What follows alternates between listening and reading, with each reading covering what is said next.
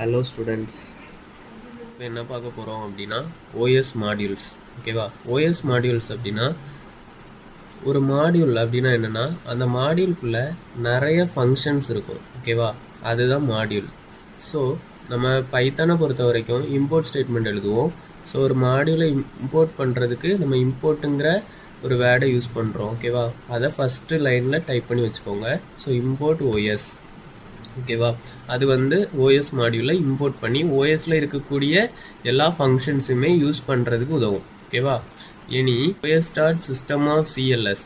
So அது வந்து என்னதை மீன் பண்ணுது அப்படின்னா, நம்ம இந்த லைன் அடித்து வச்சுட்டு அதை ரன் பண்ணோம் அப்படின்னா கீழே வந்து கிளியர் ஸ்க்ரீனாகவே டெர்மினல் ஓப்பன் ஆகும். சரியா? அதான் it works clear the screen terminal. Okay.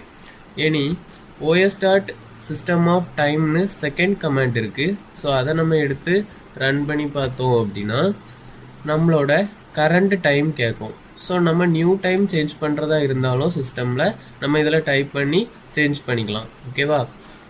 So இவ்வளோதான். அதுக்கப்புறம் வந்து ஓஎஸ் டாட் சிஸ்டம் ஆஃப் டேட்டுன்னு இன்னொரு கமாண்ட் இருக்குது. ஸோ அது வந்து எதுக்கு யூஸ் பண்ணுறோம் அப்படின்னா டேட்டை டிஸ்பிளே பண்ணுறதுக்கு யூஸ் பண்ணுறோம். ஓகேவா? ஸோ இந்த லைனை கமெண்ட் அடிச்சிருக்கோங்க. அடிச்சுக்கிட்டு ஸோ ஓஎஸ் டாட்ஸ் ரன் பண்ணி பார்த்தோம் அப்படின்னா OS dot system of date நம்ம ரன் பண்ணி பார்த்தோம் அப்படின்னா நமக்கு வந்து டேட் வந்து டெர்மினலில் ஓப்பன் ஆகும். ஓகேவா? இதில் வந்து கரண்ட் டேட் இஸ் 12/10/2025 இருக்குது. நம்ம என்டர் த நியூ டேட்டில் ஒரு கிளிக் பண்ணிவிட்டு நம்ம என்ட்ரு பண்ணிக்கலாம். ஸோ டேட்டை நம்ம சேஞ்ச் பண்ணிக்கலாம். இப்படியும் சேஞ்ச் பண்ணாலும் சிஸ்டமோட டேட் வந்து சேஞ்ச் ஆகும்.